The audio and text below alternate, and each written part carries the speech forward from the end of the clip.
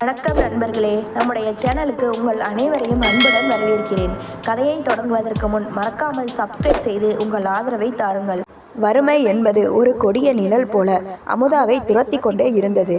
செல்வம் ஒரு தனியார் நிறுவனத்தில் மிக குறைந்த சம்பளத்தில் வேலை பார்த்து வந்தான். அந்த சொற்ப வருமானம் வாடகைக்கும் அன்றாட பசிக்கும் கூட போதுமானதாக இல்லை. இதற்கிடையில் அமுதாவிற்கு ஒரு பச்சிளம் குழந்தை. அந்த குழந்தையை தனியே விட்டுவிட்டு அவளால் எந்த வேலைக்கும் போக முடியாத நிலை. ஒரு நாள் மாலை நேரம் வாசலில் அமர்ந்து ஏதோ ஒரு சிந்தனையில் இருந்த அமுதாவை பார்க்க வந்தாள் பக்கத்து வீட்டு மலர். என்ன அமுதா, முகம் ஒரு மாதிரி இருக்கு, மறுபடியும் பண பிரச்சனையா என்று மெல்ல பேச்சு கொடுத்தாள் மலர். ஆமாக்கா, கையில் ஒரு பைசா இல்லை, பாப்பாவுக்கு பால் பவுடர் வாங்க கூட காசு இல்லாம தவிச்சுக்கிட்டு இருக்கேன். செல்வம் கிட்டையும் கேட்க முடியல, அவரே ரொம்ப நெருக்கடியில இருக்காரு என்று கண்கள் கலங்கினாள் அமுதா. மலர் அவளுக்கு மிக அருகில் வந்து அமர்ந்தாள். அமுதா, எனக்கு ஒரு விஷயம் தெரியும். நீ சரின்னு சொன்னா உன்னோட கஷ்டம் எல்லாம் ஒரே மாசத்துல காணாம போயிடும்.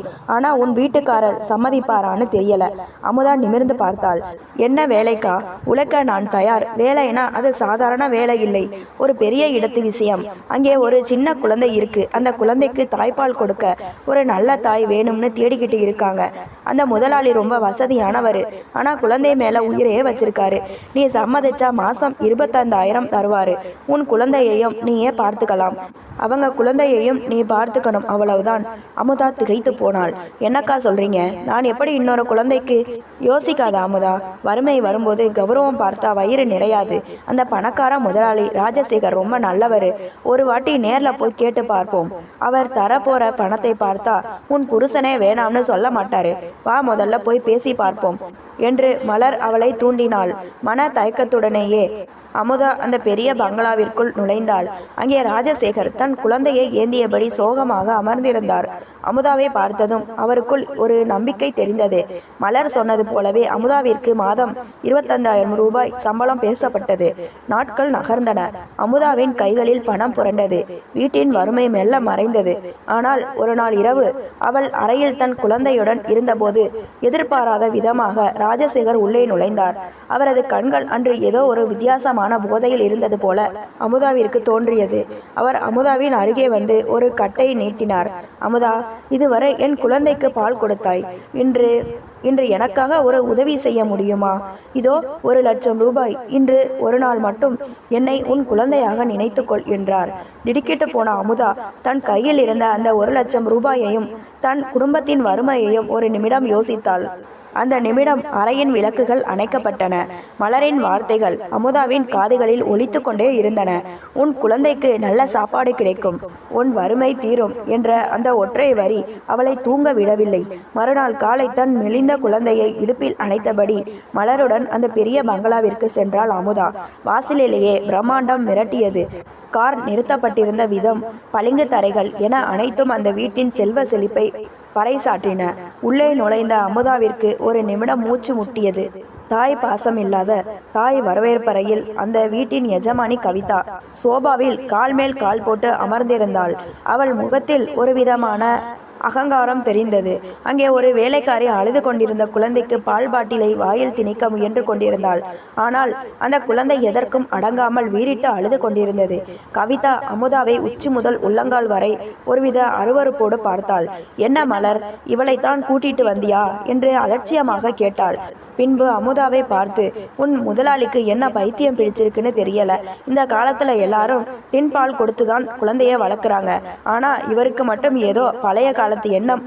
என் உடம்பை கெடுத்துக்க முடியாதுன்னு நான் சொல்லிட்டேன். அதான் உன்னை மாதிரி ஒரு ஆளை தேடிக்கிட்டு இருக்காரு என்றாள் கவிதா. அமுதா அதிர்ந்து போனாள். தன் குழந்தையை பற்றி கவலைப்படாமல் தன் அழகை பற்றி பேசும் ஒரு தாயை அவள் அதுவரை பார்த்ததில்லை. எனக்கு ஷாப்பிங் போக நேரமாச்சு, டிரைவரை வண்டியை எடுக்க சொல்லு என்று வேலைக்காரியிடம் கத்தினாள் கவிதா. பின் அமுதாவிடம் திரும்பி, இதோ பாரு, உன் முதலாளி உள்ள ரூம்ல இருக்காரு, அவர்கிட்டயே பேசி சம்பளத்தை முடிவு பண்ணிக்கோ, எனக்கு இதில் எந்த சம்பந்தமும் இல்லை என்று கூறிவிட்டு தன் கைப்பை எடுத்துக்கொண்டு விறுவிறுவென வெளியேறினாள். அமுதா அந்த இடத்தை மௌனமாக பார்த்தாள். ஒரு தாயின் மடியில் இருக்க வேண்டிய குழந்தை இங்கே ஒரு அந்நிய பெண்ணின் கையில் அழுது தவித்து கொண்டிருந்தது.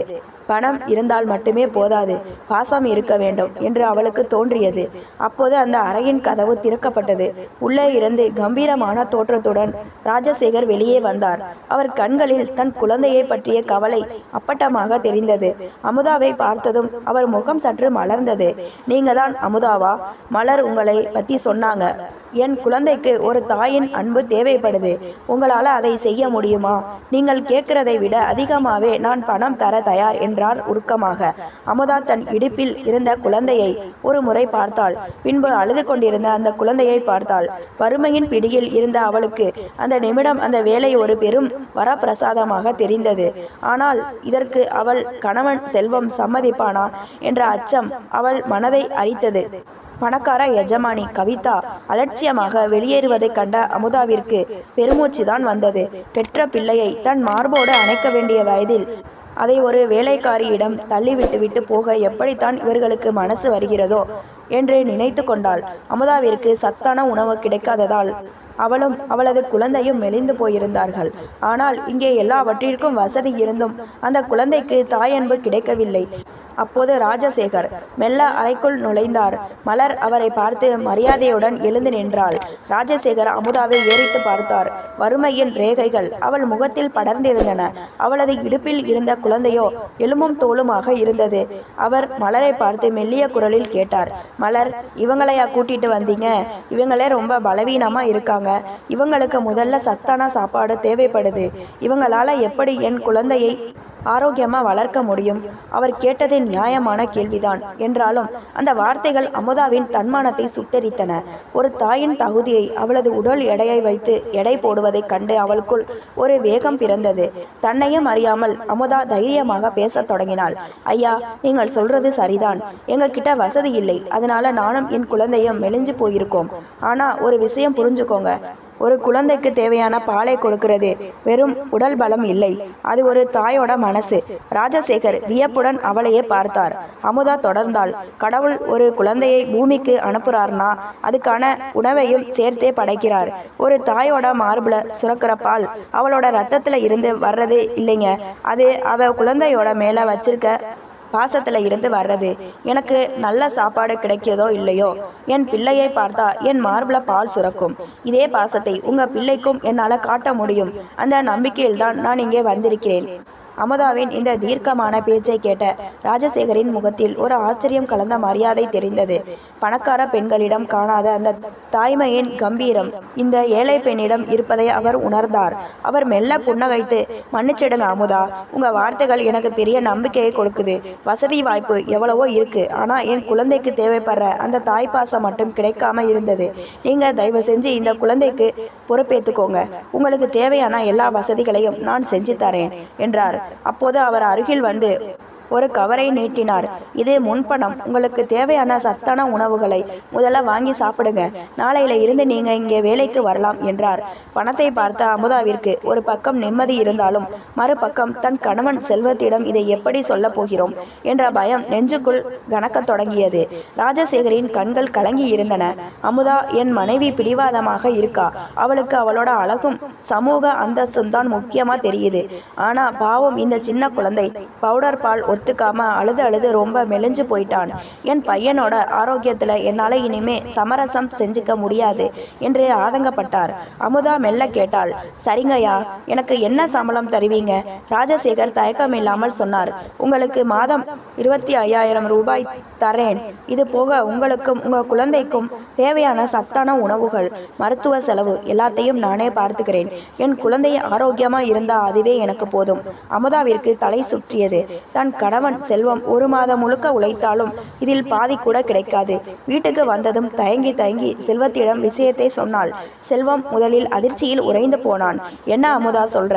அடுத்த வீட்டு பிள்ளைக்கு நீ பால் கொடுப்பியா? ஊர் உலகம் என்ன பேசும் என்று கோபப்பட்டான். உலகம் பேசுறது கேட்டா நம்ம பிள்ளை பசியில செத்துடுங்க. அந்த வீட்டு முதலாளி நல்லவர். அவரோட குழந்தைக்கு ஒரு தாய் தேவைப்படுறா. நமக்கோ பணம் தேவைப்படுது. நம்ம குழந்தையோட எதிர்காலத்துக்காக இதை செய்ய விடுங்க என்று அமுதா கெஞ்சினாள். நீண்ட நேர போராட்டத்திற்கு பிறகு வறுமையின் கொடுமை அவனை சம்மதிக்க வைத்தது. மறுநாள் காலை அமுதா தன் குழந்தையை தூக்கி கொண்டு அந்த பெரிய பங்களாவிற்குள் நுழைந்தாள். ராஜசேகர் அங்கேயே காத்திருந்தார். அமுதாவை பார்த்ததும் ஓடி வந்து தன் மகனை அவளிடம் ஒப்படைத்தார். அமுதா, இன்னைக்கு முழுதும் நீங்க இங்கேயே இருக்கணும். ராத்திரி 9 மணிக்கு மேல நீங்க வீட்டுக்கு போகலாம். உங்களுக்குன்னு ஒரு தனி அறை ஒதுக்கி இருக்கேன் என்றார் ராஜசேகர். வேலைக்காரி ஒருத்திய அமுதாவை அந்த அறைக்கு அழைத்து சென்றாள். அது ஒரு சொர்க்கம் போல இருந்தது. குழந்தைகளுக்காகவே பார்த்து பார்த்து இழைக்கப்பட்ட அறை அது. ஆனால் அங்கே இருந்த ராஜசேகரின் குழந்தை பசியால் அலறிக் கொண்டிருந்தது. அமுதா மெல்ல அந்த குழந்தையை தூக்கி தன் மார்போடு அணைத்து கொண்டாள். அதுவரை பாட்டில் பாலில் இல்லாத ஒரு கதகதப்பை அந்த குழந்தை உணர்ந்தது. அமுதாவின் அணைப்பில் இருந்த அந்த தாய்மையின் மனம் அழுகையை மெல்ல நிறுத்தியது. சிறிது நேரத்திலேயே அமுதாவின் அரவணைப்பில் அந்த குழந்தை நிம்மதியாக பால் குடித்துவிட்டு அவள் மடியிலேயே உறங்கி போனது. ஆனால் அந்த குழந்தை அமுதாவை கட்டிப்பிடித்திருந்த விதம் அவள் மனதிற்குள் ஒரு விசித்திரமான பாரத்தை ஏற்படுத்தியது. அப்போது கதவோரம் நிழலாடியது. அமுதா நிமிர்ந்து பார்த்தாள். அங்கே ராஜசேகர் நின்று கொண்டிருந்தார். தன் குழந்தை அமுதாவின் மடியில் அமைதியாக உறங்குவதைக் கண்ட அவரது கண்களில் ஒரு திருப்தியும் அதே சமயம் சொல்ல முடியாத ஒரு ஏக்கமும் தெரிந்தது. அந்த அறையின் குளிர்ச்சியும் மென்மையான மெத்தையும் ராஜசேகரின் குழந்தைக்கு பழகி இருக்கலாம். ஆனால் அமுதாவின் மடியில் அந்த குழந்தை அமைதியாக உறங்கிய விதம் அந்த பங்களாவிற்கே ஒரு புதிய அமைதியை கொடுத்தது. அப்போது அமுதாவின் சொந்த குழந்தை நிலவன் தன் தாயின் மடியில் வேறொரு குழந்தை இருப்பதை ஒருவித திகைப்போடு பார்த்து கொண்டிருந்தான். அவனது பிஞ்சு உள்ளத்திற்கு இது புரியவில்லை. தன் தாயின் அணைப்புக்காக அவன் கைகளை நீட்டி அமுதாவின் சேலையை பிடித்து இழுத்தான். அமுதாவின் கண்கள் கலங்கின. சாரிடா கண்ணா, கொஞ்சம் நேரம் பொறுத்துக்கோ என்று மனதிற்குள் நினைத்து கொண்டாள். ராஜசேகரின் குழந்தையை தூங்க வைப்பது அவளது கடமை. தன் குழந்தையை அணைப்பது அவளது உரிமை. ஆனால் அந்த நேரத்தில் கடமை உரிமையை வென்றது. ராஜசேகரின் குழந்தை ஆழ்ந்த உறக்கத்திற்கு சென்றது. அமுதா மெல்ல எழுந்தாள். அந்த அறையில் இருந்த விலை உயர்ந்த பொம்மைகளை நிலவனின் முன்னால் அடுக்கி வைத்தாள். பளபளக்கும் அந்த பொம்மைகளை பார்த்ததும் நிலவன் தன் ஏக்கத்தை மறந்து விளையாடத் தொடங்கினான். நேரம் நகர்ந்தது. ராஜசேகரின் குழந்தையை அந்த வசதியான மெத்தையில் கிடத்தினாள் அமுதா. ஏசி இயந்திரத்தின் மெல்லிய சத்தம் அறையை நிறைத்தது. இப்போது நிலவனுக்கும் பசிக்க தொடங்கியது. அவன் அழுது கொண்டே அமுதாவின் மடியில் சாய்ந்தான். அவனுக்கும் பால் கொடுத்து உறங்க வைத்தாள். ஆனால் ஒரு தயக்கம் அவளை தடுத்தது. இந்த விலை உயர்ந்த மெத்தையில் என் மகனை கிடத்தலாமா? ஒருவேளை எஜமானி பார்த்தால் கோபிப்பாரோ என்ற பயம் அவளை ஆட்கொண்டது. வேறு வழியின்றி மெத்தைக்கு கீழே இருந்த தரை விரிப்பில் தன் மகனை கிடத்தினாள். தானும் அவன் அருகில் தரையிலேயே அமர்ந்து மெல்ல கண் அயர்ந்தாள். அமுதா அறை தூக்கத்தில் இருந்தபோது அறையின் கதவு மெல்ல திறக்கும் சத்தம் கேட்டது. திடுக்கிட்டு எழுந்தாள். அங்கே ஒரு வேலைக்காரி கையில் ஒரு கண்ணாடி டம்ளருடன் நின்று கொண்டிருந்தாள். அதில் ஆவி பறக்கும் பால் இருந்தது. அந்த வேலைக்காரி பாலை அமுதாவிடம் நீட்டினாள். அமுதா ஆச்சரியத்துடன் அவளை பார்த்தாள். இது எதுக்கு என்று தயக்கத்துடன் கேட்டாள்.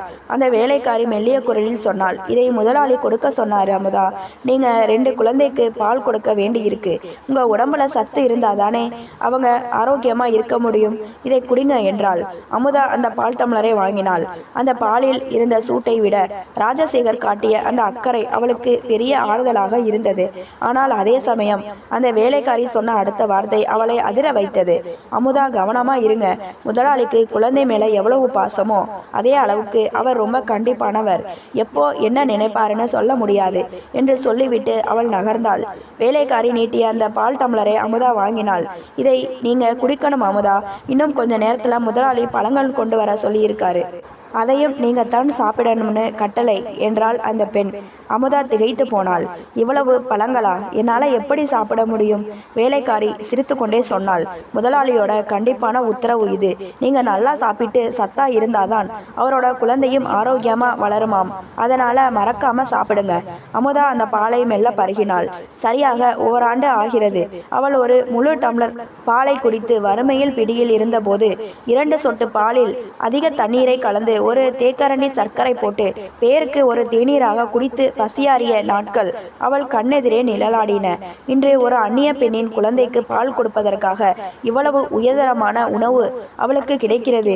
காலம் மனிதனை எப்படியெல்லாம் மாற்றுகிறது. ஒரு வேளை ரொட்டிக்காக ஏங்கி எனக்கு இன்று உலகமே காலடியில் கிடப்பது போல இருக்கிறது.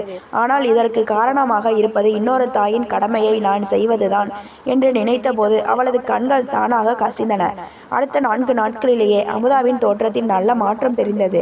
சத்தான உணவுகளால் அவள் முகம் பொலிவு பெற்றது. நிலவனும் அந்த பங்களாவின் சூழலில் கொஞ்சம் கொஞ்சமாக பழகி இருந்தான். ஆனால் அமுதா ஒரு விஷயத்தை நுட்பமாக கவனித்தாள். ஒவ்வொரு முறையும் அவள் ராஜசேகரின் குழந்தையை தூக்கி கொண்டு அறைக்குள் நுழையும் போது சில நிமிடங்களிலேயே ராஜசேகர் ஏதாவது ஒரு காரணத்தை சொல்லி அறைக்குள் வருவார். குழந்தை தூங்கிவிட்டானா, பால் குடிச்சானா என்று விசாரிப்பார். ஆனால் அவர் கேட்கும் கேள்விகளுக்கும் அவர் பார்க்கும் பார்வைக்கும் சம்பந்தமே இல்லாதது போல் அமுதாவிற்கு தோன்றியது. அவரது கண்கள் அமுதாவை ஒருவித விசித்திரமான நோக்கில் ஊடுருவின. அவர் அறைக்குள் வரும்போதெல்லாம் அமுதாவிற்குள் ஒரு விதமான அசௌகரியம் ஏற்பட்டது. உடல் சிலிர்ப்பது போன்ற ஒரு உணர்வு. அவர் உள்ளே நுழைந்த உடனே அவள் மடியில் இருந்த குழந்தையை மெல்ல கீழே இறக்கி விடுவாள். தற்காப்புக்காக தன் சேலையை சரி செய்து கொண்டு தள்ளி நின்று கொள்வாள். ராஜசேகர் தன் மகனை பற்றி கேட்டாலும் அவரது கவனம் முழுவதும் அமுதாவின் மீதே இருப்பதை அவளால் உணர முடிந்தது. அமுதா, உங்களுக்கு ஏதாவது வேணுமா? சாப்பாடு எல்லாம் சரியா இருக்கா என்று அவர் கேட்கும் விதம் கனிவாக இருந்தாலும் அந்த அறைக்குள் நிலவும் ஒரு விதமான மௌனம் அமுதாவை அச்சப்பட வைத்தது. வறுமை விலகி கொண்டிருக்கும் வேளையில் ஏதோ ஒரு புதிய விபரீதம் தன்னை நோக்கி வருவதை அவளது உள்ளுணர்வு எச்சரித்தது. ராஜசேகர் அடிக்கடி அறைக்குள் வருவது அமுதாவிற்குள் ஒருவித சங்கடத்தை ஏற்படுத்தி கொண்டே இருந்தது. அனுமதி இல்லாமல் ஒரு பெண் இருக்கும் அறைக்குள் அவர் நுழைவது அவளுக்கு பிடிக்கவில்லை. 4 நாட்களாக பொறுத்து பார்த்த அமுதா இன்று தன் மௌனத்தை உடைக்க தீர்மானித்தாள். ஐயா, ஒரு நிமிடம். நான் இங்கே வேலைக்கு வந்தது உங்க குழந்தையை பார்க்கத்தான். ஆனா நீங்க அடிக்கடி அனுமதி இல்லாம இந்த அறைக்குள்ள வர்றது எனக்கு சரியா படல. தயவு செஞ்சு இதை தவிர்த்திடுங்க என்று உறுதியாக கூறினாள். அமுதாவின் பேச்சை கேட்ட ராஜசேகரின் முகத்தில் கோபக்கோடுகள் தெரிந்தன. அவர் ஒரு ஏளன சிரிப்புடன் அவளை பார்த்தார். அமுதா, நான் ஏன் அடிக்கடி வரேன்னு உங்களுக்கு தெரியுமா? உண்மையை சொல்லட்டுமா?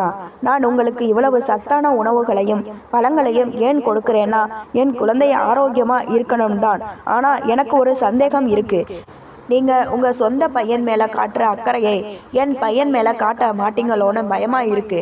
நான் பணம் செலவு பண்றது என் குழந்தைக்காக, உங்க குழந்தைக்காக இல்லை என்றார் ஆத்திரத்துடன். ராஜசேகரின் இந்த வார்த்தைகள் அமுதாவின் இதயத்தில் ஈட்டியால் குத்துவது போல இருந்தது. அவளது வறுமையை சுட்டிக்காட்டி அவளது தாய்மையின் புனிதத்தையே அவர் சந்தேகப்பட்டார். அமுதா தன் இடுப்பில் இருந்த நிலவனை இன்னும் பலமாக அணைத்து கொண்டாள். என்ன நினைச்சிங்க ஐயா? நான் ஏழைதான், ஆனா ஈனப்பிறவி கிடையாது. நான் சாப்பிட்ற ஒவ்வொரு பருக்கை சோறும் உங்க பணத்துல இருந்து வர்றதுன்னு எனக்கு தெரியும்.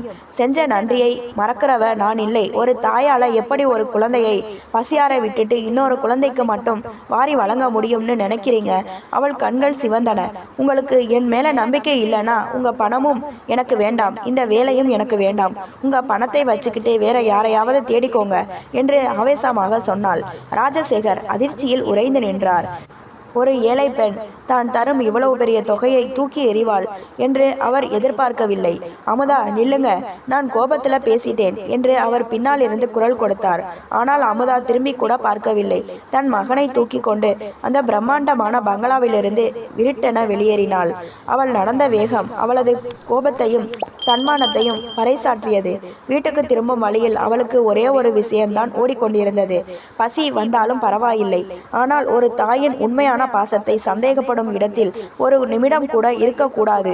வீட்டு வாசலில் நின்றபோது மீண்டும் வறுமை அவளை வரவேற்றது. ஆனால் அவள் மனதில் ஒரு விதமான நிம்மதி இருந்தது. ராஜசேகரின் பங்களாவிலிருந்து அமுதா வெளியேறிய போது அவளது உள்ளத்தில் தன்மானம் கடன்று கொண்டிருந்தது. என் வறுமையை பகடைக்காயாக வைத்து என் தாய்மையையே அவர் சந்தேகப்பட்டு விட்டாரே என்ற கோபம் அவளை ஆட்கொண்டிருந்தது. ஆனால் அந்த இரவு அவளது வாழ்க்கையின் அஸ்திவாரத்தையே உழுக்கப் போகிறது என்று அவளுக்கு தெரிந்திருக்கவில்லை. இரவு மணி 12. வேலைக்கு சென்ற செல்வம் இன்னும் வீடு திரும்பவில்லை. அமுதா வாசலுக்கும் உள்ளுக்குள்ளுமாக தவிப்புடன் நடந்து கொண்டிருந்தாள். அப்போது அவளது பழைய கைபேசி அலறியது. எதிர்முனையில் பேசிய குரல் அவளது உலகத்தையே இருட்டாக்கியது. செல்வத்திற்கு விபத்து, சீக்கிரம் மருத்துவமனைக்கு வாருங்கள். பதறி அடித்துக்கொண்டு மருத்துவமனைக்கு ஓடினாள். ஆனால் அங்கே அவளுக்காக காத்திருந்தது ஒரு சடலம் மட்டுமே. இரத்த வெள்ளத்தில் கிடந்த தன் கணவனின் முகத்தை பார்த்ததும் அமுதா அங்கேயே மயங்கி விழுந்தாள். யாரை நம்பி இந்த துணிச்சலோடு வேலையை விட்டு வந்தேனோ அவரே என்னை விட்டு போய்விட்டாரே என்று அவள் நெஞ்சு வெடிக்க அழுதாள். மறுநாள் காலை செல்வத்தின் இறுதி சடங்குகள் முடிந்தன. அமுதாவின் வீடு உறவினர்களாலும் அக்கம் பக்கத்தினராலும் நிறைந்திருந்தது. ஒவ்வொருவரும் அவளை பார்த்து பரிதாபப்பட்டார்கள். இவ்வளவு இள வயதில் கணவனை இழந்துவிட்டு இந்த பச்சிளம் குழந்தையை வைத்துக்கொண்டு இவள் என்ன செய்ய போகிறாள் என்ற முணுமுணுப்புகள் அவளது காதுகளில் ஈயத்தை காய்ச்சி ஊற்றுவது போல இருந்தது. தன் தந்தை இறந்து விட்டான் என்பது கூட தெரியாமல் அமுதாவின் மடியில் நிலவன் அமைதியாக விளையாடி கொண்டிருந்தது பார்ப்பவர்களின் கண்களை குளமாக்கியது. அந்த ஒரு இரவு அமுதாவிற்கு 1000 ஆண்டுகளைப் போல நீண்டு கொண்டே இருந்தது. மறுநாள் காலை அந்த சிறிய சந்திற்குள் ஒரு விலை உயர்ந்த கார் மெதுவாக நுழைந்தது. தெருவில் விளையாடி கொண்டிருந்த சிறுவர்கள் அந்த காரின் பின்னால் ஓடி வந்தார்கள். அமுதாவின் வீட்டு வாசலில் கார் நின்றது. அனைவரது பார்வையும் வாசலை நோக்கி திரும்பியது. காரில் இருந்து இறங்கியது ராஜசேகர். அதிர்ச்சியில் உறைந்து நின்றாள் அமுதா. ராஜசேகர் மெல்ல வீட்டிற்குள் நுழைந்தார்.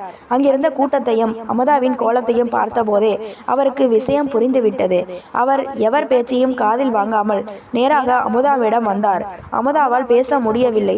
கணவனை இழந்த துக்கமும் நேற்றைய கோபமும் அவளை மௌனமாக்கியது. ராஜசேகர் அவளது நிலையை பார்த்து ஒரு நிமிடம் மௌனமாக நின்றார். அமுதா, நடந்ததை எல்லாம் கேள்விப்பட்டேன். நேற்று நான் உன்னிடம் அப்படி பேசியிருக்க கூடாது. உன் கணவரின் மறைவு ஈடு செய்ய முடியாதது.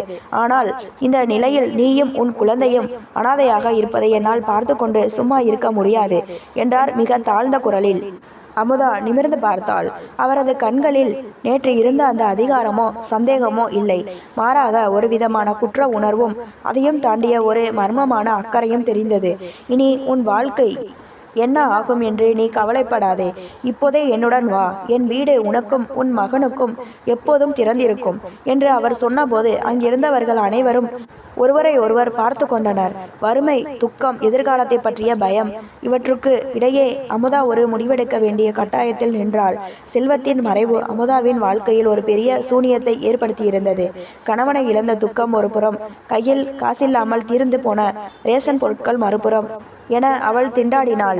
அந்த நேரத்தில் ராஜசேகர் நேரில் வந்து அவளிடம் காட்டிய அந்த திடீர் பரிவு அவளுக்கு ஒரு நிமிடம் திகைப்பை ஏற்படுத்தியது.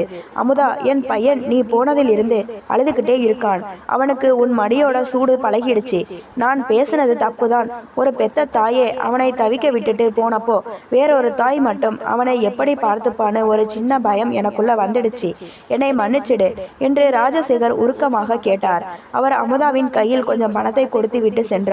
அவர் சென்ற பிறகு அமுதாவிற்கு பலமுறை அந்த வீட்டு வேலைக்காரியிடம் இருந்து போன் வந்தது.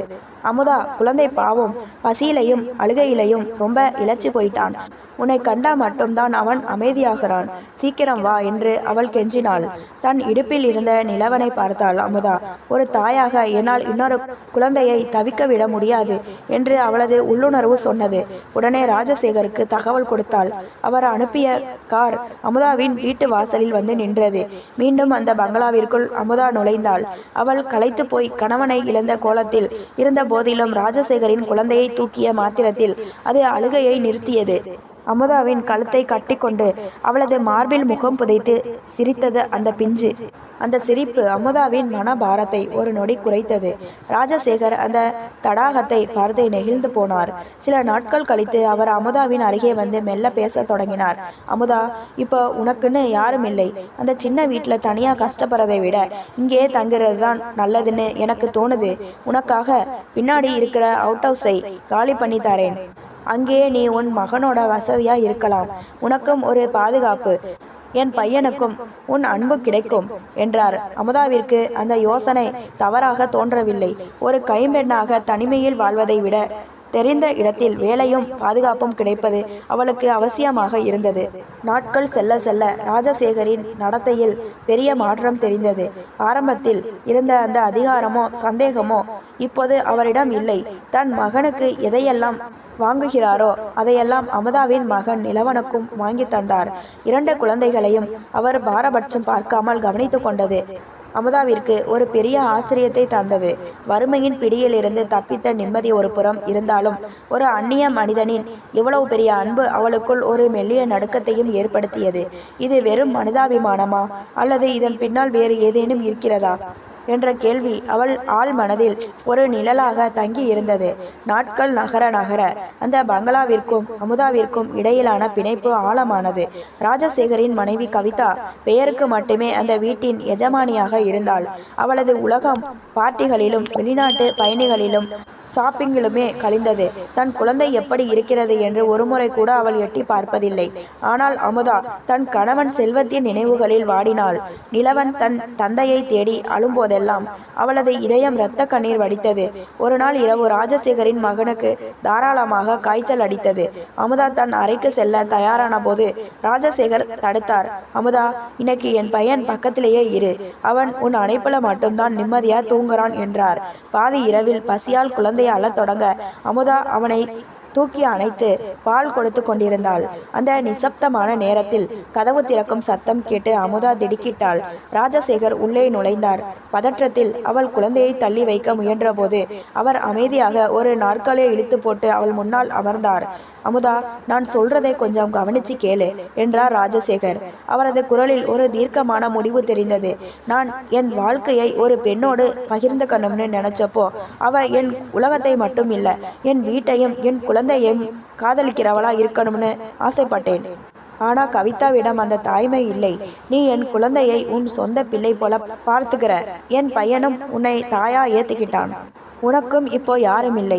நீ என்னை திருமணம் செஞ்சுக்க முடியுமா? என் குழந்தைக்கு நீயே நிரந்தர தாயா இருக்கணும்னு நான் விரும்புகிறேன். ராஜசேகர் சொன்னதை கேட்டு அமுதா அதிர்ச்சியில் உறைந்தாள். ஐயா, என்ன சொல்றீங்க?